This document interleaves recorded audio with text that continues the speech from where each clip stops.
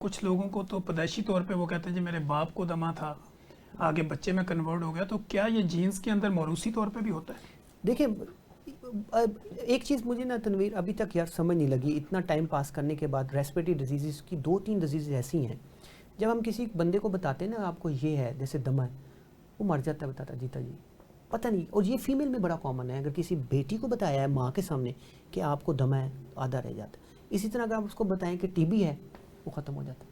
حالانکہ انٹرسٹنگلی دمہ تو ہم سمجھتے ہیں کہ اس کنٹرولیبل ڈیزیز، ٹی بی از اے کیوریبل ڈیزیز. آپ سوچیں ٹھیک. ابھی تک اتنا میڈیا میں آنے کے بعد اتنی باتوں کے باوجود دمہ سے جو فیئر ہے وہ ہم اب تک کچھ کام نہیں کر پائے، وہ ابھی بھی لوگوں میں رہتا ہے. تو دمہ ہے جس کو عام زبان میں ہم تسلی کرنے کے لیے الرجی کا نام بھی دے دیتے ہیں. سر یہ دمہ موسٹلی 80-90% موروثی بیماری ہے. ٹھیک. یہ خاندان میں ٹریول کرتی ہے، اور موروثی بیماری سے ہماری مراد یہ ہے کہ یہ خون کے ذریعے ٹرانسفریبل ہے. اس کا مطلب قطعاً یہ نہیں ہے کہ آپ کا میرے پاس بیٹھنے سے یا میرا کسی اور شخص کے پاس بیٹھنے سے اگر دمہ ہے تو وہ پھیل جائے گا. تو یہ بلڈ باؤنڈ ڈیزیز ہوتی ہے.